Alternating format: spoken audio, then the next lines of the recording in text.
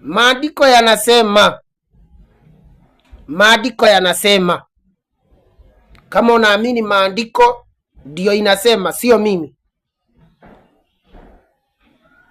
Waraka wa Yohana wa kwanza 2 mstari wa 3 na wa 4. Na katika hili twajua ya kuwa tumemjua yeye ikiwa tunashika amri zake.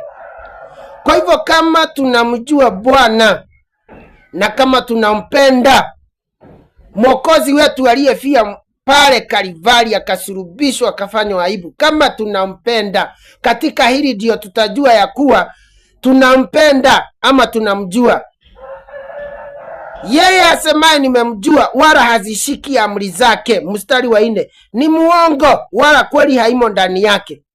Maandiko yametuambia kama unampenda Bwana, wewe ndiye utaonekana katika amri zake, kwa sababu hiyo ndio sign ama thibitisho ya kuwa unampenda.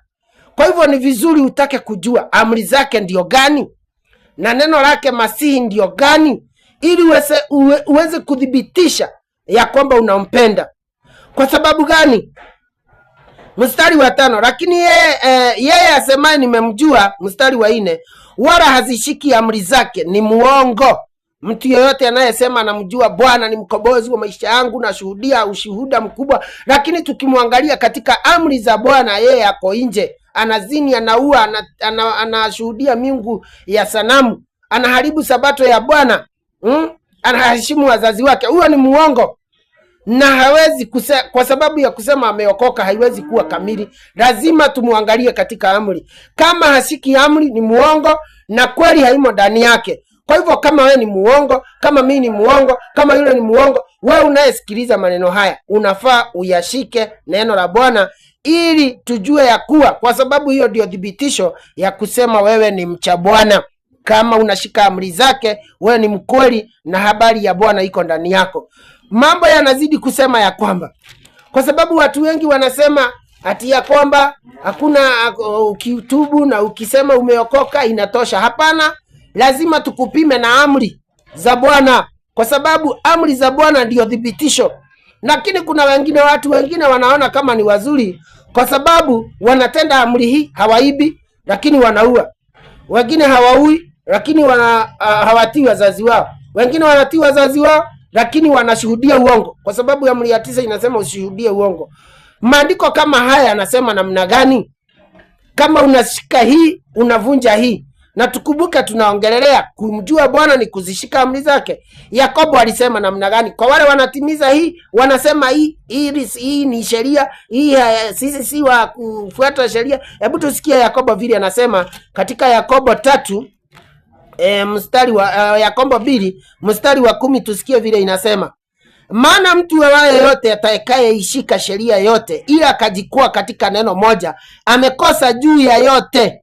Kwa maana yeye aliyesema usizini pia alisema usiue. Basi ijapokuwa hukuzini lakini umeua, umekuwa mvuja sheria. Kama wewe unatenda hii lakini hii nyingine unavuja, umekuwa mvuja sheria na wewe ni muongo na kweli haimo ndani yako. Kwa sababu maandiko yametuambia ukishika hii lazima ushike hata hiyo nyingine. Usishike yenye unaona inakusaidia ama yenye unaona ni nyepesi kwako. Lakini wewe unakuwa mwizi, unakuwa mtokuheshimu wazazi.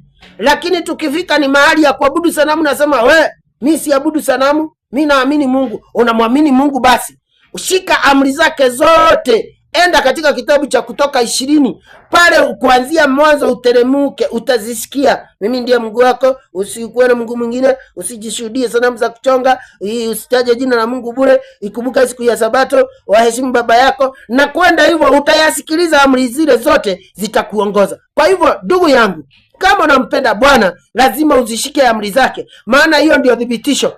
Mtu mmoja akaenda kwa Bwana akamwambia, nifanya nini ili nipate kurithi ufalme? Kwa sababu hiyo ndio swali ya kila mmoja wetu hapa duniani. Anataka, atamani sana katika siku ya ufalme wa milele utakapokuja apate kurithi. Na huyu mtu alishikwa na upendo huu mkubwa sana, akasema mimi nataka kurithi ufalme, na kwa sababu huu ni mwokozi, huu ni Masihi, aliuliza master mwenyewe akitaka kujua, nipe siri ya kuingia katika ufalme huo unaohubiri usiku na mchana. Akataka apewe siri. Siri ndio hii. Bwana asifiwe.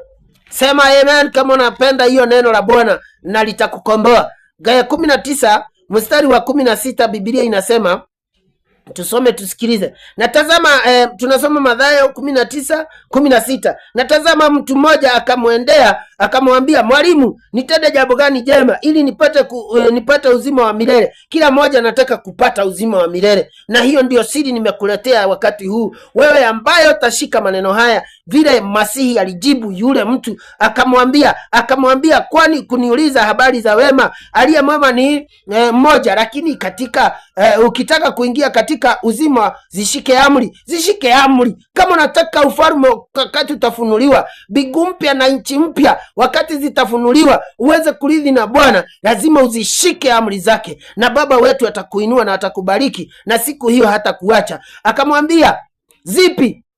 Yule mtu akataka kujua ni amri zipi, kwa sababu watu wengine wanasema amri zilifungwa, zilizuiwa, ziliwekwa mbali, zilifungiliwa, sijui zilitupwa, sijui ziliwekwa wapi, sisi ni waneema, bra mingi. Lakini Masihi mwenyewe aliyetukomboa akatushirikisha katika habari ambayo sisi mataifa hatukuwa tuishiriki. Kwa maana wewe kama si Mwisraeli haukuwa mwenye kupewa hizi maneno, hukuwa mwenye ahadi hii ya Biblia. Ahadi hii haikuwa karibu na sisi, lakini kwa damu yake Masihi mwenyewe anatuambia, akasema ukitaka kuingia ufalme wake wa milele. Akamwambia zipi? Kijana akataka kujua ni amri zipi. Masihi akasema ni hizi: usiue, usizini, usiibe, usishuhudie uongo, waheshimu baba yako na mama yako, na kadhalika. Hizo ukitaka kuzijua zaidi, hata katika kitabu cha Kutoka 20 mstari wa 1, Bwana mwenyewe mba wa mbingu na nchi akinenea Waisraeli katika mlima wa Sinai,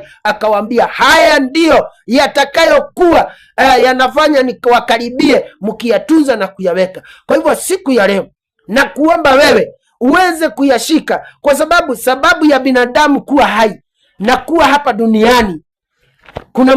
Kuna mwanaume mmoja alikuwa mwenye hekima, alikuwa mchunguzi wa mambo, alikuwa mchunguzaji wa mambo mengi, akataka kujua siri ya binadamu kuwa hapa duniani ni gani. Kila mmoja anaposikia Suleimani anatajwa huwa anakuwa mtu ambaye ni mtu ambaye anataka kuwa mtu anatambua heshima na hekima ya mtu ambaye anaitwa Suleimani, na kila mmoja anatambua heshima hiyo.